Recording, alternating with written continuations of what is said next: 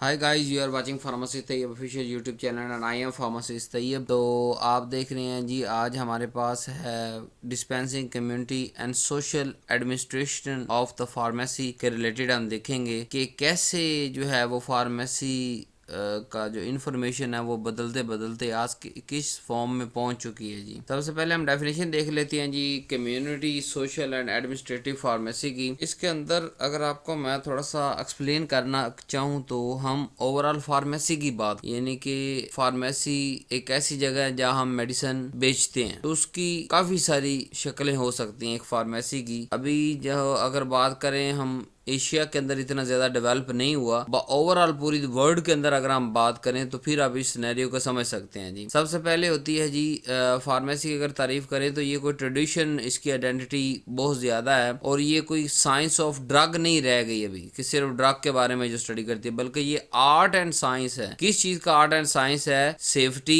Efficacy and optimal use of society, कि कोई भी ड्रग उसको महफूज और इफेक्टिव जितनी चाहिए उतनी देनी, ना ज्यादा ना कम, और ऑप्टिमम यूज, मुनासिब उसका इस्तेमाल दवाइयों को करवाने के नाम इस आर्ट और साइंस। आर्ट यानी जरिकल बनाने का तरीका, एक पूरा मैन्युफैक्चरिंग, हम एक पूरी इंडस्ट्री इंग्लिश मेडिसिन की खड़ी कर चुके हैं, सिंथेटिक मेडिसिन की एक पूरी इंडस्ट्री खड़ी कर चुके हैं। तो ये जो आर्ट एंड साइंस है, जिसके अंदर हम ना सिर्फ दवाइयों की सेफ्टी को देखते हैं बल्कि उसकी इफेक्टिवनेस भी लेके आते हैं और ऑप्टिमल यूज करते हैं, मिनिमम जितना कम से कम हम कर सकते हैं सोसाइटी के लिए। तो ये सारा फार्मेसी के अम्ब्रेला के अंडर होता है। सबसे पहले हमारे पास होती है कम्युनिटी फार्मेसी। ये जो आम गली मोहल्ले के अंदर हमारे पास फार्मेसियां बनी होती हैं, इसको हम कहते हैं कम्युनिटी फार्मेसी। कि ये क्या करती है? ये डायरेक्ट पेशेंट केयर करती है। जो मेडिसिन, जो डोज, जो मिकदार किसी भी इंसान को छोटे से छोटे लेवल पे उसके जो है वो घर तक या घर के करीब मेडिसिन पहुंचाने की जिम्मेदारी कम्युनिटी फार्मेसी होती है। जो आम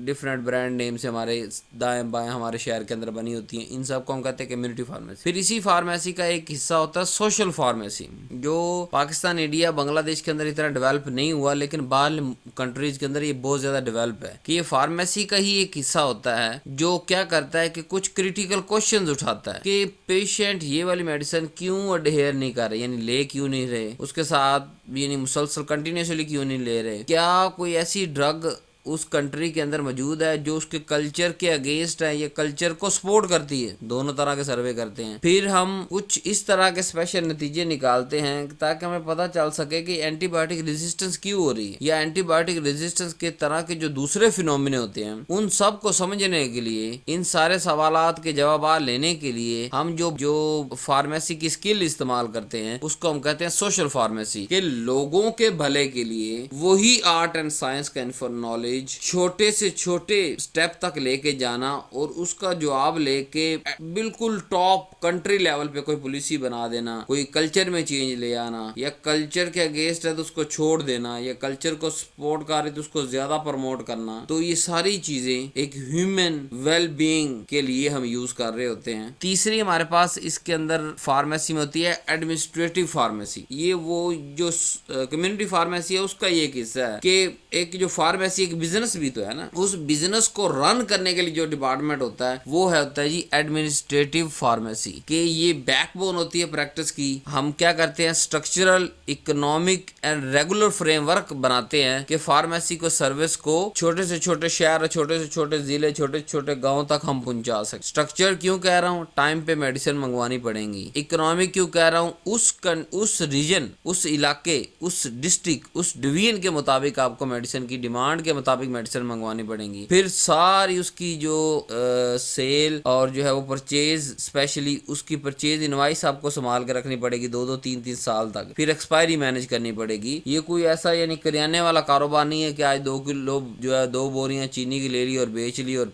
बोरियां फेंक दी, यानी कि मतलब जो खाली बोरियां बेच दी। फार्मेसी जो है वो यानी कि selling of drug to the community, direct level, community level पे आके बेचना, एक बड़ा स्ट्रक्चरल, इकोनॉमिक और रेगुलेटरी फ्रेमवर्क के अंदर जा रहा होता है। अब ये जो स्ट्रक्चरल, इकोनॉमिक और रेगुलेटरी फ्रेमवर्क के अंदर हमने किसी भी फार्मेसी को, यानी सेल एंड परचेज और मेडिसिन की बात कर रहा हूँ, शॉप की बात कर रहा हूँ, उसको चलाने का जो डिपार्टमेंट होता है, जो ये सारे काम देख रहा होता है कि एक्सपायरी मैनेज करो, परचेज करो, सेल करो, डिस्काउंट लगाओ, कम्युनिटी के अंदर हेपेटाइटिस अवेयरनेस करो, कम्युनिटी के अंदर जो है कोरोना अवेयरनेस करो, कोविड अवेयरनेस करो, कोविड की वैक्सीन लेके आओ, फ्लू की वैक्सीन लेके आओ, इन्फ्लुएंजा की सालाना वैक्सीन लेके आओ, जो है वो शुगर जो है डायबिटीज़ पे कोई सेमिनार करवा दो, और जो है वो इन सारी चीज़ों को जो है वो शुगर के रिलेटेड सेमिनार तो करवाने की जिम्मेदारी है सोशल फार्मेसी की। लेकिन अब उस सेमिनार के अंदर अगर हम बता रहे हैं या दूसरा ही कोई ब्रांड जो है इंसुलिन का वो ज़्यादा इफेक्टिव है, तो वो एडमिनिस्ट्रेटिव फार्मेसी की जिम्मेदारी है कि पहले उसका स्टॉक अप कर ले, उसको पाइल अप कर ले, उसको स्टॉक को वहां पे फार्मेसी पे रख ले, मंगवा ले, उसके बाद जो है वो एजुकेशन उस तक पहुंचाए, ताकि कोई कस्टमर लेने आए तो हमारे पास वो चीज मौजूद हो। तो ये तीनों एक पिलर्स हैं किसी भी फार्मेसी बिजनेस के लिए। ओवरऑल पूरी कंट्री के अंदर फार्मेसी का बिजनेस जो है वो रन करने के लिए 3 पिलर्स पे खड़ी है। नंबर 1 कम्युनिटी कि जो हमारा फेस है, जहाँ पे आप लोग के खरीद सकते हैं, कम्युनिटी फार्मेसी हम उसको कह देते हैं। दूसरा होता है सोशल फार्मेसी कि फार्मासिस्ट अपना इंफॉर्मेशन शेयर करता है लोगों के साथ, डोज इस्तेमाल करना, कैसे करना, सर्वे करना, एडहेरेंस को चेक करना, कल्चर को चेक करना, डिफरेंट और कोई जो है वो नॉर्म्स बने हुए माशरे की जो कि नहीं होनी चाहिए, ठीक है। फिर ये एडमिनिस्ट्रेटिव फार्मेसी के उस पूरी जो हम सेल और परचेज मेडिसिन कर रहे हैं उसके पीछे एक एडमिनिस्ट्रेटिव लेवल होगा, डिपार्टमेंट होगा, जो कि क्या करेगा, उस बिजनेस को रन करने के लिए बैकबोन के तौर पे हर चीजें टाइम पे आएंगी जाएंगी। तो इन तीनों पिलर्स को समझना बड़ा जरूरी है। आए थोड़ा इन डेप्थ के अंदर जाते हैं। कम्युनिटी फार्मेसी क्या है जी? The practice of pharmacy in community setting oriented toward the direct patient care, health improvement and provision of pharmaceutical services के सारी की सारी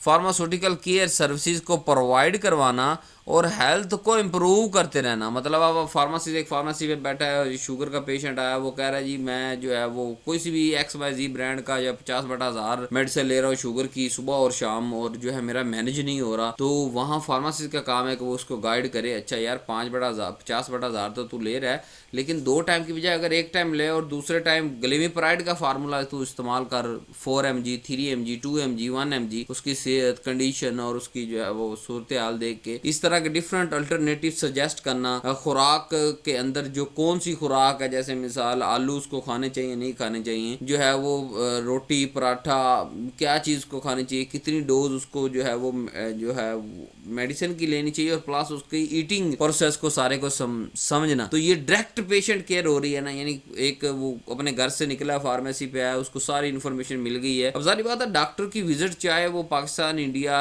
बांग्लादेश ये मुल्क होगा या कोई भी मुल्क हो गया, वहाँ पे डेली आप MBBS के पास नहीं जा सकते। आप डेली फिजिशियन के पास जाके बैठ के कहें हाँ जी मुझे तो शुगर हो गई है, अब क्या करूँ। The detection level is one time, वो हो गया, पता चल गया, फिजिशियन के काम खत्म हो गया। उसके बाद आगे सारा फार्मासिस्ट का काम है, वहाँ फिजिशियन के साथ जो बैठा हुआ फार्मासिस्ट है उसने आपकी डोज डिसाइड करनी है, जो फार्मेसी पे खड़ा है उसने फिर दोबारा चेक करनी है। अगर फिर दोबारा कोई इन्फॉर्मेशन महीने 2 महीने के बाद चाहिए, आपने मेडिसिन चेंज करवानी है, एक ब्रांड नहीं आ रहा दूसरा आ रहा है, एक कंपाउंड नहीं आ रहा दूसरा आ रहा है, एक जेनेरिक नहीं आ रहा दूसरा आ रहा है, तो ये सारी की सारी आपको डायरेक्ट पेशेंट केयर जो है वो जिस कोने में मिलती है उसको हम कहते हैं कम्युनिटी फार्मेसी। ये रिटेल होती है, हम सेल परचेज करते हैं, और इंडिपेंडेंट फार्मेसीज भी होती हैं, चेन ड्रग स्टोर भी होते हैं, यानी एक ब्रांड के काफ़ी सारे चेन स्टोर हैं। क्लिनिक बेस्ड फार्मेसीज भी होती हैं कि साथ में थोड़ा सा क्लिनिकल सेटअप है, प्लस साथ उसमें फार्मेसीज भी रखी हुई हैं उसने। सुपर मार्केट फार्मेसीज हैं कि जिसके अंदर दूसरी ग्रोसरी आइटम भी आपको मिल जाएंगी, प्लस मेडिसिन भी मिल जाएगी। अब सोशल फार्मेसी ये एक मल्टी डिसिप्लिनरी फील्ड है that examine the role of medicine from social behaviour and culture perspective, कि जो मेडिसिन हम इस माशरे को देने जा रहे हैं, या जो मेडिसिन ये माशरा ऑलरेडी खा रहा है या जो खा चुका था, पहले पास्ट में इस्तेमाल हो रही थी,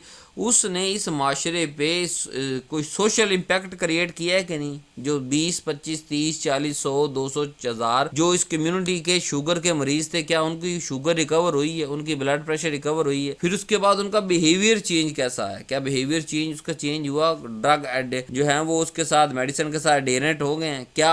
कम्युनिटी फार्मेसी पे खड़ा होने वाला फार्मासिस्ट इस बात को गाइड करने में कामयाब हो गया है कि शुगर और जो ब्लड प्रेशर की मेडिसिन वो आपको लेनी पड़ेगी हर हाल में, ठीक है। एंड कल्चरल पर्सपेक्टिव, तो it study how the medicine are perceived, यानी कि ये स्टडी करता है कि लोग दवाइयों को किस तरह देखते हैं, अंडरस्टूड, और उसको समझते जानते कैसे हैं और इस्तेमाल कैसे करते हैं। अब जैसे मिसाल आपको देता हूँ, एक नींद की मेडिसिन है, वो हमने 2, 4, 5 कैटेगरीज है पेशेंट की, उनको देनी है। जैसे कोई दिमागी परेशानी का मरीज है उसको दे देंगे, किसी को वक्ती तौर पर टेंशन आ गई उस वजह से इस्तेमाल कर लेंगे। लेकिन अगर वही नींद की मेडिसिन अगर नशे के तौर तौर पे इस्तेमाल हो रही है, तो वहां आपने प्रोहिबिट करना, रोकना है उस कल्चर को, उस ब्रांड को, उस जेनेरिक को रिकॉग्नाइज करना है, उन चीजों को खत्म करना है कम्युनिटी के अंदर। ये ना हो कि अगर आपकी वहां फार्मेसी नहीं थी उस मोहल्ले के अंदर और उस मोहल्ले के अंदर सुकून था, जैसे ही आपने फार्मेसी बनाई पहले एक नशई था, फिर अब 200 नशई हो गए। So your moral responsibility, your cultural responsibility, your behaviour responsibility, your ethic responsibility, your religious, यानी कि फार्मेसी बनने के बाद ये चीज नहीं है कि बस आप पैसा ही गिनता रहे सुबह शाम गले में बैठ के, हाँ जी आज इतने हजार बचे था, इतने हजार नहीं। ये छोटी छोटी चीजें हैं, अगर आप इन चीज़ों को निकाल के फेंक देंगे ना, तो मेरे उस्ताद पाक मुर्शिद पाक जो है वो शेख फरमाते हैं कि रोज़ी के अंदर बरकत पैदा करने का एक ही जरिया है, वो ये है कि अपनी रोज़ी के अंदर कोई जो हराम इनपुट आ रही है उसको निकाल। तो ये बात अब तय है, आपने जान लेनी है कि जो मेडिसिन गलत इस्तेमाल हो रही है उनको रोकना आपकी जिम्मेदारी। सुरिंज पड़ी है ना, नशेई को ना दो कि नहीं है भाई सुरिंज मेरे पास है ही नहीं, कोई दूसरा करता रहे, आपने अपने रिस्पॉन्सिबल है। ओके जी, आगे चलते हैं। तो की फोकस क्या था सोशल का, कि ये वहाँ की पॉपुलेशन और सोसाइटी लेवल पे जाके एनालिसिस करती है कि क्या ये जो मेडिसिन इंसुलिन पूरी वर्ल्ड में काम कर रही है, हमारी सोसाइटी में काम भी करती है या नहीं करती। What drives self medication and antibiotic miss use, के लोग क्यों मजबूर हो चुके हैं कि खुद ही मेडिसिन खाई जा रहे मिस यूज कर रहे हैं। How do health belief and media influence medicine use. अब इसका भी हल बड़ा प्यारा है, मैं देखिए आपको साथ साथ हल बता रहा हूँ। इसका हल क्या है, बता रहा है कि फार्मेसी प्रैक्टिस करें यार। आप इंजेक्शन आप जो है वो ड्रिप ना लगाएं ना, आप मल्टीनेशनल जो है वो या अच्छी जो है कंपनी, वेल रिप्यूटेड कंपनी की मेडिसिन रखें और उसकी प्रैक्टिस करें। आप स्टीरॉइड को ना यूज करें, लेकिन आप सिप्रोफ्लॉक्सासिन, लीवोफ्लॉक्सासिन, आप जो है वो नेप्रोक्सन सोडियम, आप डिक्लोफेनिक और इस तरह की जो आम राइज मेडिसिन है उनकी खास प्रॉपर डोजेज फॉर्म और डोजेज की मिकदार, अमाउंट, डोज यानी अमाउंट उसकी समझते हुए आप उसकी प्रैक्टिस करें। इंशाल्लाह आपकी कम्युनिटी, आपके मोहल्ले, आपकी गली के अंदर से इंजेक्शन का खात्मा हो जाएगा। लोग नहीं लगाएंगे बार बार जी आजे जी हम ये वाला टीका लगवाने जा रहे हैं, ये वाला लगवाने जा रहे हैं, ड्रिप लगवाने जा रहे हैं। आप लोगों को कायल तो करें, आप लोगों को एक अल्टरनेटिव प्रोवाइड तो करें। जब आप अल्टरनेटिव प्रोवाइड करेंगे, जाहिर बात है जो एक मोहल्ला, एक गली, एक सोसाइटी 50 साल से जिस काम पे लगी हुई है, कोई 5 साल तो आपको भी लगेंगे उसको चेंज करते करते। लेकिन बिलीव मी, अगर आप चेंज करने में कामयाब हो जाएंगे ना, फिर you are the one of king of to make profit, हलाल प्रॉफिट। एडमिनिस्ट्रेटिव पार्ट की ये जो एप्लीकेशन है मैनेजमेंट की economic, legal and policy principle to the pharmacy profession, it deal with how the delivering pharmacy services if efficiently, legally and sustainability.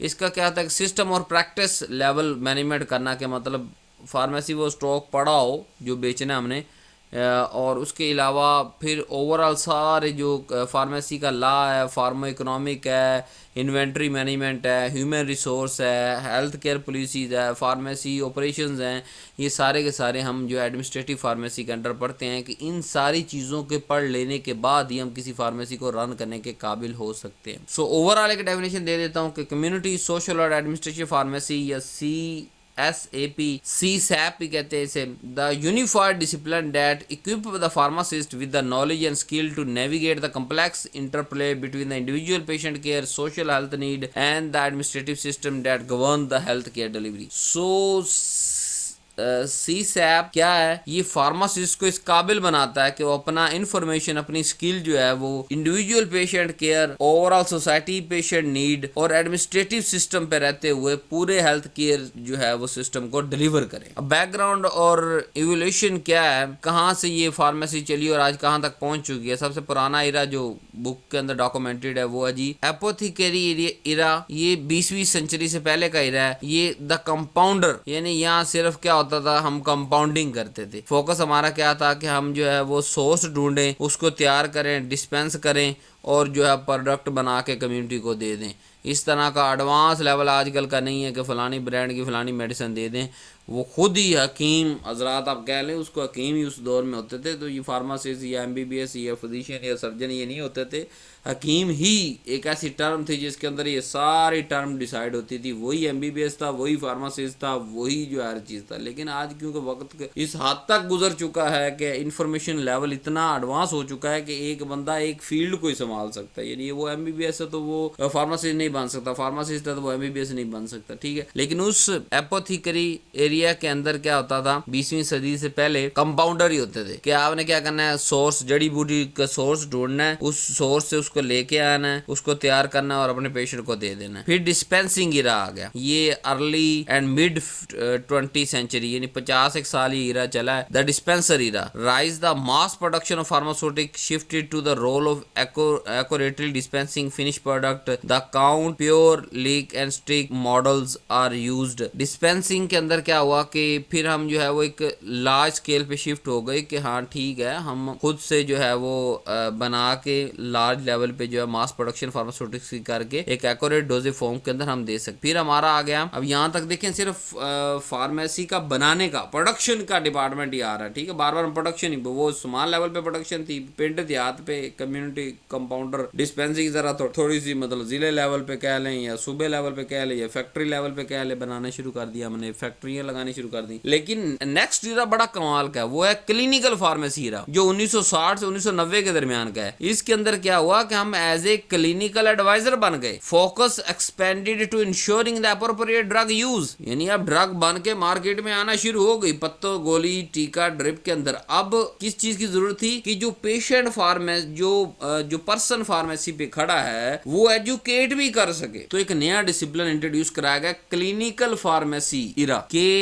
वो जो pharmacist है वो बताएगा what is the appropriate use, what is the appropriate dose और उसका knowledge, ये सारी चीजें, drug use, drug information and therapeutic knowledge applied to the individual patient, कि एक इंडिविजुअल पेशेंट की कितनी मिकदार, कितनी डोज, कौन सी लेनी, नहीं लेनी, डबल करनी, नहीं करनी, सारा उस फार्मासिस्ट को ट्रेन करने की तरफ हम चले गए कि ये हो एक ऐसा बंदा जो हमारी कम्युनिटी को सर्व कर सके। फिर आ गया फार्मास्यूटिकल इरा, 1990 से लेके आज तक केयर प्रोवाइडिंग, इनके philosophy defined by the responsibility for achieving the positive patient outcome from medicine therapy, introduction the medication therapy management. कि इसके अंदर क्या हो गया कि हमने पूरे प्रोटोकॉल्स बनाना शुरू कर दिए कि यार अच्छा अगर ब्लड की मेडिसिन लगानी है तो आप पहले ये वाले टेस्ट करवाएंगे, टेस्ट कर बाद देखेंगे कि ये 5-6 ऑप्शन है, यानी कि हमने ब्लड के अंदर क्या देना है, ब्लड थिनर देना है, ब्लड थिकर देना है जो है वो, उसके अलावा चर्बी कोलेस्ट्रॉल को कंट्रोल करना है, हमने जो है वो कैल्शियम अगर बहुत ज़्यादा आ रहा है तो उसको मेंटेन करना है, हमने जो है वो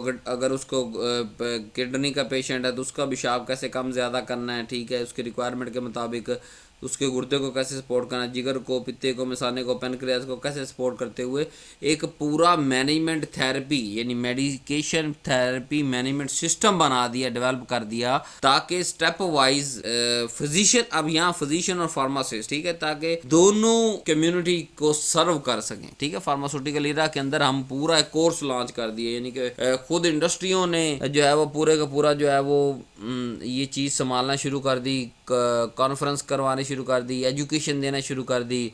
और उसके अलावा जैसे आजकल जो है वो इंडस्ट्री और या आगे डिस्ट्रीब्यूशन की अगर बात करें तो इंडस्ट्री कह लें आप, इंडस्ट्री ने क्या किया हुआ है कि आगे अपने जो इंफॉर्मेशन प्रोवाइडर रखे हुए हैं जिनको हम कहते हैं मेडिकल रैप के नाम से, ये कि रिप्रेजेंटेटिव, रैप निकला रिप्रेजेंटेटिव से, कि किसी भी मेडिसिन को वो रिप्रेजेंट कर रहा होता है, वो आके जो है फिजिशियन चाहे पढ़ा लिखा है चाहे फार्मेसी पढ़ा लिखा है सारा कुछ ठीक है, लेकिन मेडिकल रैप आके बताता है कि सर देखिए ये वाला हमारा सिरप है, इसकी ये डोज है, इसको फलानी हमने बुक से बनाया, British pharmacopoeia, United state pharmacopoeia ATC, या बाहर फलां मुल्क की जो है फार्माकोपिया उस किताब कहते हैं जिससे देख के ये मेडिसिन बनाई जा रही होती है। तो इसकी सर ये अगर अलामतें हो तो आपने ये इस्तेमाल करनी है, इतनी डोज सर इसकी इस्तेमाल करनी है, इससे ज़्यादा आपने नहीं करनी सर, इससे कम करनी है, अपनी रेपुटेशन कंपनी की रिप्रेजेंट करता है। तो ये जो सारा फार्मास्यूटिकल केयर एरिया है ये 1990 के बाद का आया है कि जहाँ उन्होंने अपने मेडिकल रैप रखने शुरू किए, अपनी जो है काउंसलिंग करवाने, फिर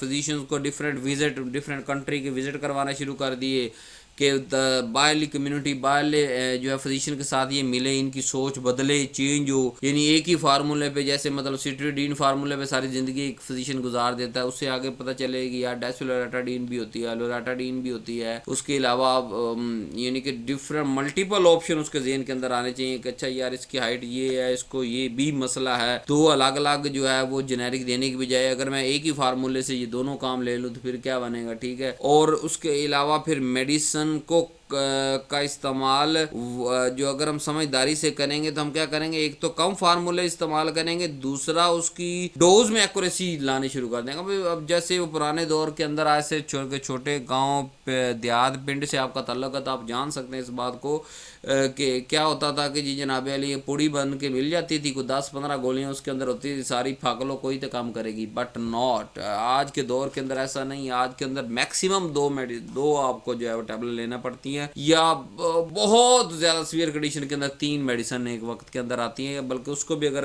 एक अच्छा फार्मासिस्ट या फिजिशियन है तो वो आपको मैनेज करता है, तीन टाइम पे ले जाता है, सुबह शाम कोई और देता है, दोपहर के टाइम कोई और चीज़ देता है, तो ताकि आपका जो है वो स्टमक बचा रहे, आपका जिगर बचा रहे, आपका मसाना बचा रहे, आपके गुर्दे बचे रहे और आपका वो काम हो सके। तो ये सारे का सारा जो है वो अब इरा समझ आ गया। पहले सिर्फ कंपाउंडिंग ही रहा, मतलब सोर्स ढूंढो, जड़ी बूटी ढूंढो, उसको बनाओ, तैयार करो, सुखाओ, खुश्क करो, पाउडर करो, कैप्सूल भरो और दे दो।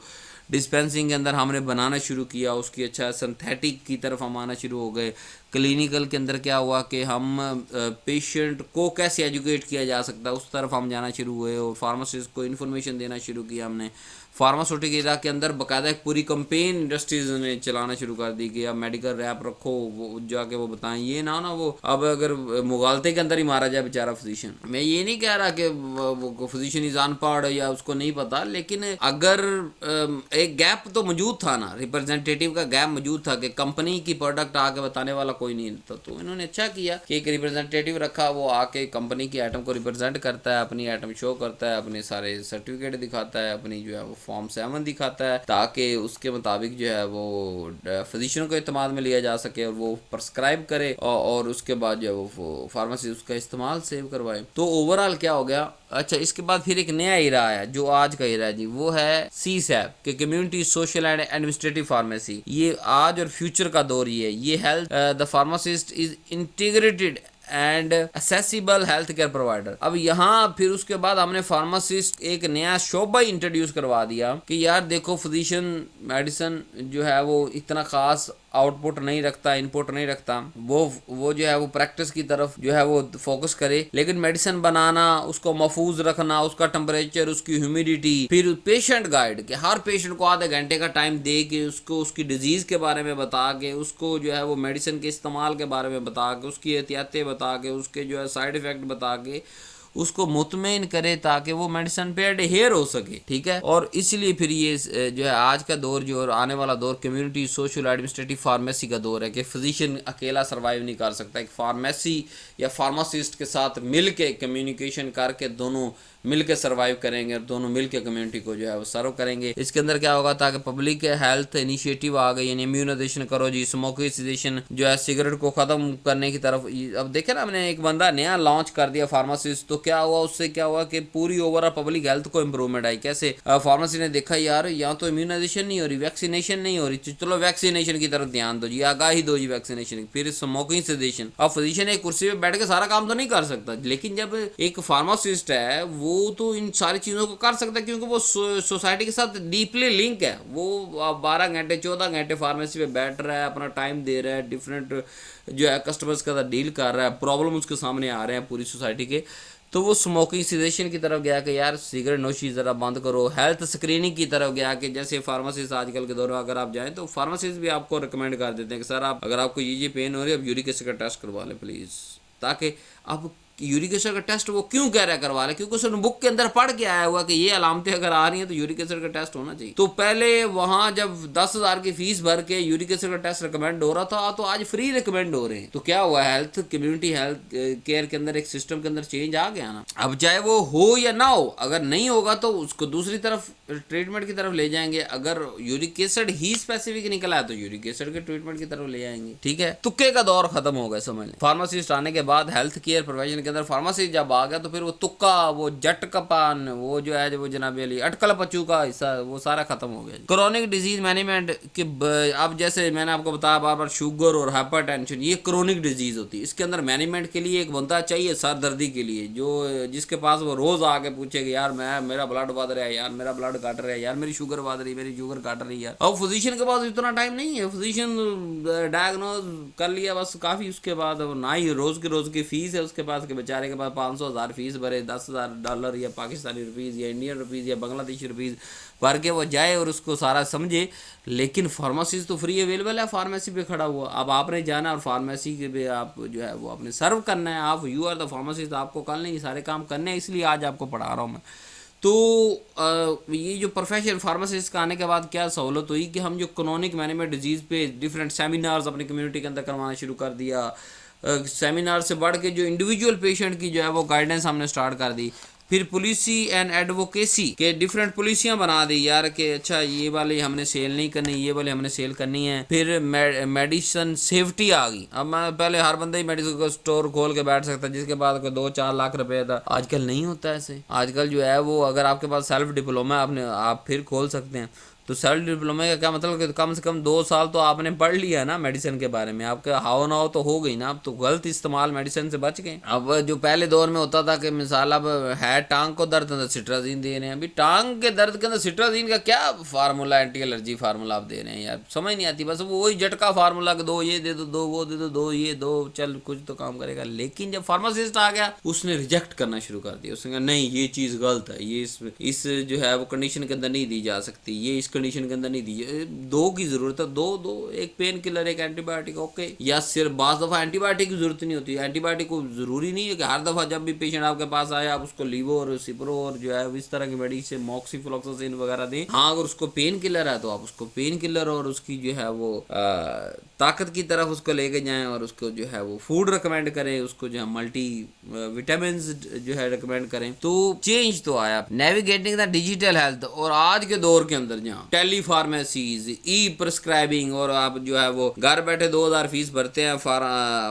फिजिशियन साहब आपकी कॉल पिक करते हैं, आप सारा कुछ बताते हैं जी कि मैं देखें जी फलां शहर से बात कर रहा हूँ आपसे 500 किलोमीटर दूर बैठ के, जी मुझे ये बीमारी है तो इसके बारे में रिकमेंड कर दें। ठीक है, वो उसने जो है डिजीज डायग्नोज कर ली, उसने रिकमेंड कर दिया अच्छा ये मेडिसिन लें। अब फिर टेली फार्मेसी आ गई, फार्मेसी पे कॉल की, जी हाँ जी सर मुझे ये मेडिसिन फलां डॉक्टर ने रिकमेंड की है और जो है वो इसके बारे में मुझे आगाही करें कि ये किसके लिए। ये मुझे बड़ा अच्छा लगता है। मैं जब आज के दौर के अंदर प्रैक्टिस 2026 के अंदर कर रहा हूँ, ये वीडियो रिकॉर्ड हो रही है, जब मेरे पास आके पेशेंट ये बात करता है ना कि ये क्या ये ब्लड प्रेशर की मेडिसिन है, क्या ये डायबिटीज़ की मेडिसिन है, क्या ये चर्बी कम करने की मेडिसिन है, क्या ये लीवर के लिए मेडिसिन है, या क्या ये जो है वो इन्फ्लेमेटरी बाउल डिजीज़ के अंदर जो एंटीबायोटिक डिफरेंट चीज़ें इस्तेमाल ये उसके लिए है जी, ये है किसके लिए जी। जो ऐसे क्वेश्चन जब करते हैं ना तो दिल को बड़ी खुशी होती है कि चलो लोगों के अंदर इतनी आगाही तो आ रही है फार्मासिस्ट और फार्मेसी आने के बाद कि उनको पता चल रहा है कि अच्छा यार हर चीज हर इस्तेमाल के लिए नहीं होती। ये नहीं कि पहले बीमार हुए थे कोई 2-2 4-4 खुराकें लेके आए अब बीमार हैं वही इस्तेमाल कर ले, नहीं, उनको पता है कि अच्छा पहले पिछली दफा सर्दियां थी अभी गर्मी है, ठीक है, मौसम बदल गया, सीजन चेंज आ गया, तो हो सकता है हमारी मेडिसिन भी चेंज हो जाए। तो आप लोगों ने फार्मासिस्ट से मैं रिक्वेस्ट कर रहा हूँ कि आप लोगों ने इन चीजों को आगे लेके बढ़ना है। आगे जो है वो फ्री ऑफ कॉस्ट आपने करना है यार। रिजक देने वाले मालिक की जात है, वो इतनी बरकत देगी, इतनी बरकत देगी कि आप सोच नहीं सकते। लेकिन अपनी बुनियादी ज़रूरियात, अपनी जो बुनियादी आपकी रिस्पॉन्सिबिलिटी है उनको चाहे फ्री ऑफ कॉस्ट पहले 2-3-4 साल करना पड़े तो करो।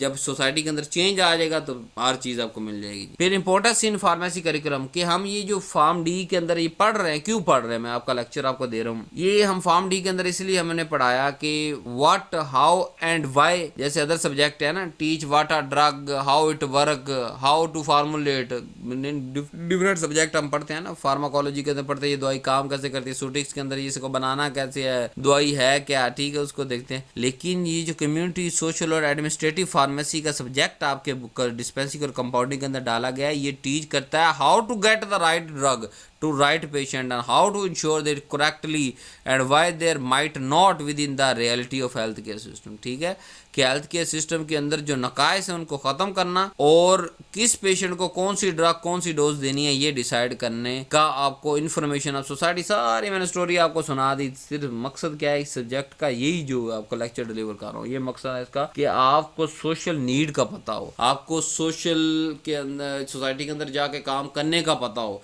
कि मैं किस लेवल तक जाके काम कर सकता हूँ। ठीक है, develop the critical soft skill के move beyond the pure science to develop the communication, empathy, ethical reasoning and culture competency. कि आपको ये नहीं कि आपको रटा रटाया जी paracetamol painkiller painkiller painkiller, नहीं, आपको वो पेन किलर बढ़ा दी। अब उसके ये सब्जेक्ट बढ़ाने का मकसद है कि आपके अंदर सॉफ्ट स्किल के पैदा करना, कि आप कम्युनिटी के अंदर खड़े हो के आपको अगर आपसे कोई सवाल कर रहा है कि ये मेडिसिन हाइपरटेंशन की है, तो आप उससे उसके गले ना लगे। आपको पता है कि आपको पता होना चाहिए कि ये आपकी जिम्मेदारी है उसको बताना, हाँ जी ये हाइपरटेंशन की है, ये नहीं है, ये पेन किलर। अगर मिसाल सिट्राजिन एंटी एलर्जी है तो वो आपसे पूछ रहा है ये पेन किलर है, मिसाल आपको दे रहा हूँ, आपका नहीं नहीं ये पेन किलर नहीं है, no no it's anti allergy. तो ये जवाब देना, ये जवाब देने की बर्दाश्त आपके अंदर पैदा करना, और एथिकल रीजनिंग। जैसे एथिकल रीजनिंग कैसे, मैंने आपको कहा कि आपके पास सिरिंज पड़ी है, आपने नशई को नहीं देनी, ये एथिकल रीजनिंग कहाँ से आएगी? इस सब्जेक्ट को पढ़ाने की वजह से आपके अंदर होगी। यानी इंसान को इंसान बनाना, यानी फार्मासिस्ट को इंसान बनाने का ये सब्जेक्ट है, कि ये नहीं कि हर चीज़ फॉर सेल नहीं है। अब नींद की आप मेडिसिन रखी और हर बंदे को बेची जा रहे हैं, नहीं, ठीक है, लीगल उसके रिक्वायरमेंट पूरे करें, आपके पास रजिस्टर होना चाहिए नारकोटिक कंट्रोल का, आपके पास पूरी जो है परचेज और जो है उसकी हिस्ट्री होनी चाहिए।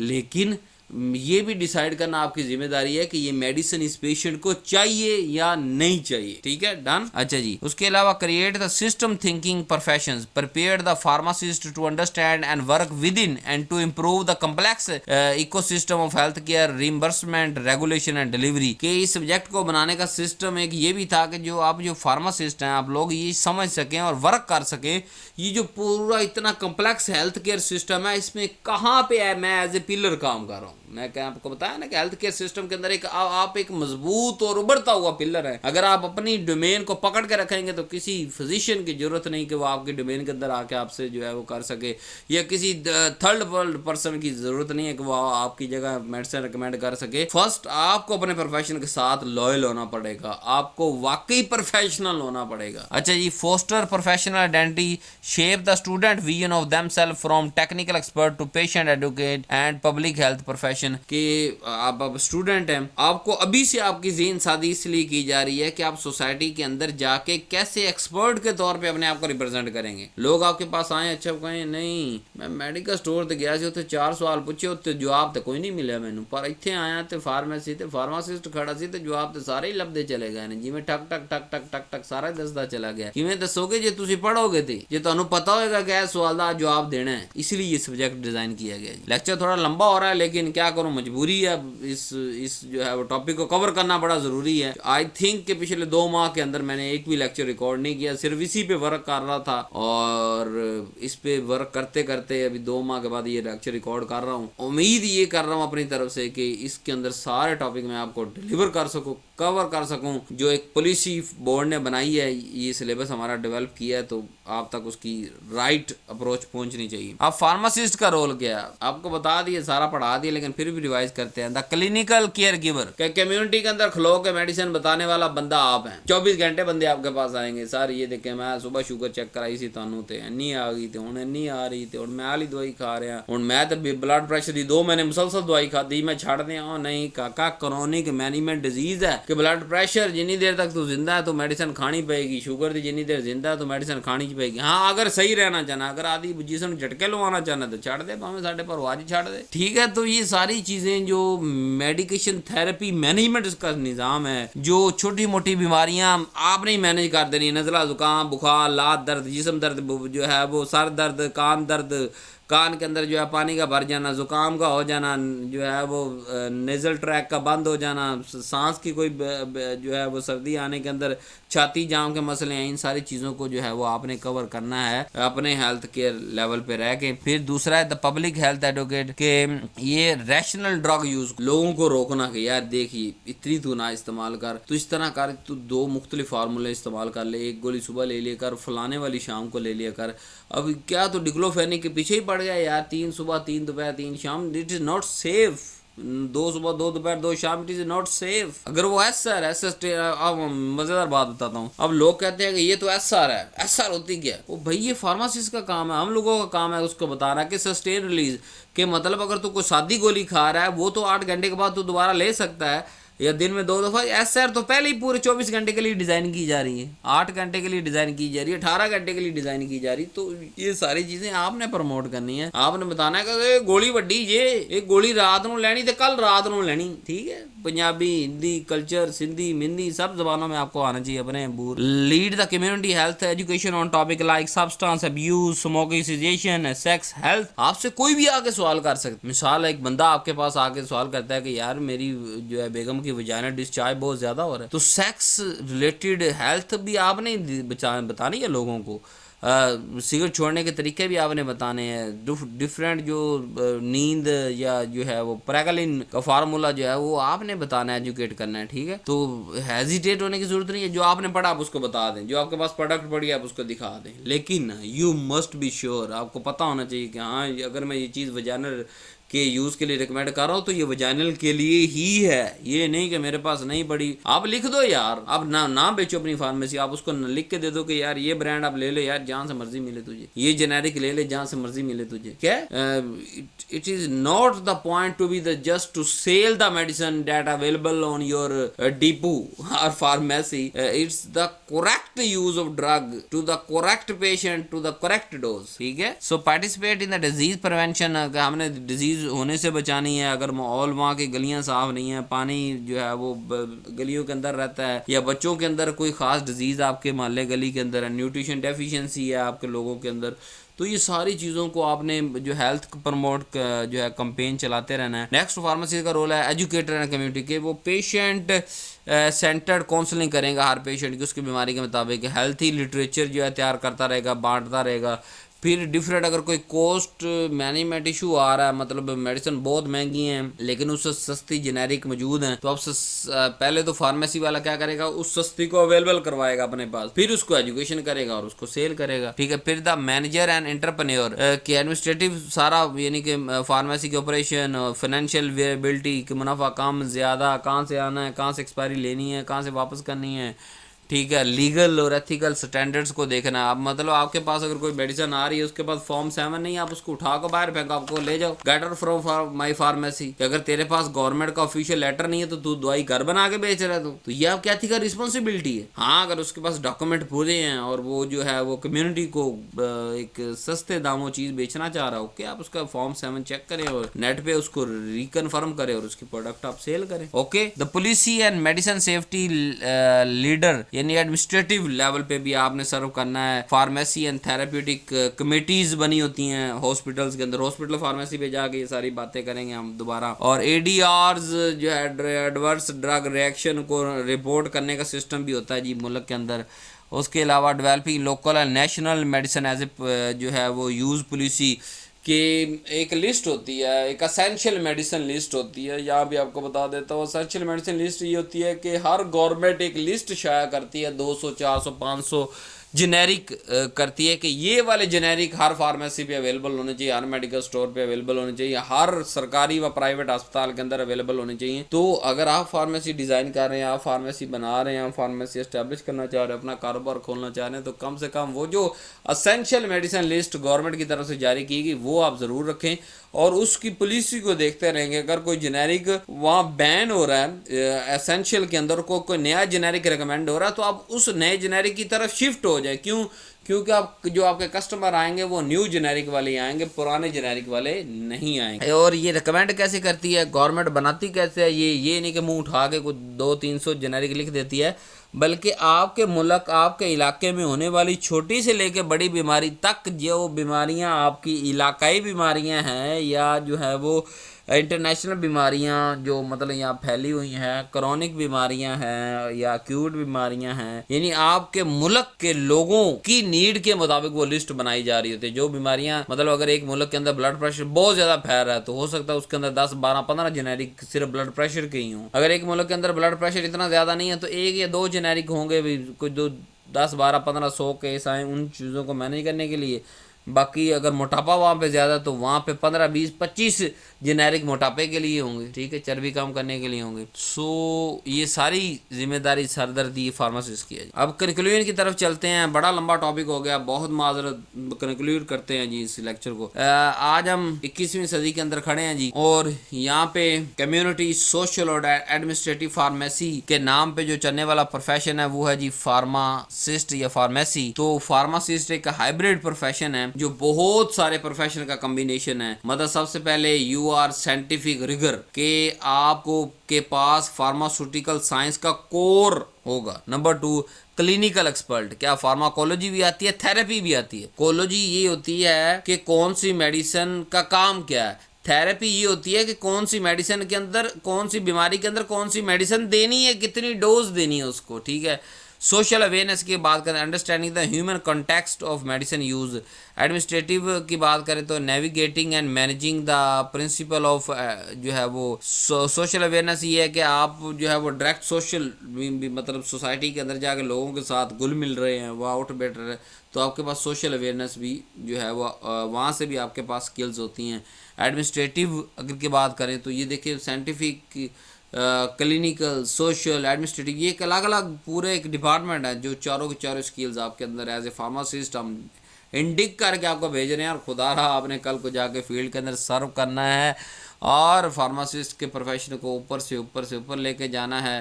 सो अकेला pharmacist Tayyab official YouTube channel वाला कुछ नहीं कर सकता। आप तक इन्फॉर्मेशन पहुंचाना मेरी जिम्मेदारी थी। आप और आने वाले हर अगले 100 साल तक जो ये लोग वीडियोस देख रहे होंगे, इन वीडियोस से इन्फॉर्मेशन ले रहे होंगे, खुदारा अगर आप हर बच्चा ये काम करना शुरू कर देगा तो आने वाला वक्त आपका है, आने वाला हर सेकंड आपका है, आने वाला हर लम्हा आपका है और आने वाली हर कम्युनिटी आपकी जो है वो महफूज होगी, बीमारियों से बची हुई होगी, हेल्थ अवेयरनेस होगी, उसको इन्फॉर्मेशन होगी कि मुझे क्या करना है क्या नहीं करना। सो बड़ा ज़रूरी है ये फार्मासिस्ट को एम्पावर करने के लिए, फुल उसकी रिस्पॉन्सिबिलिटीज देने के लिए। So thank you very much, do not forget to subscribe. इस सीरीज़ के बाकी लेक्चर्स भी बहुत जल्दी इंशाल्लाह अपलोड हो जाएंगे। इसी पे 2-3 माह लग गए थे। और थैंक यू वेरी मच जी, अल्लाह।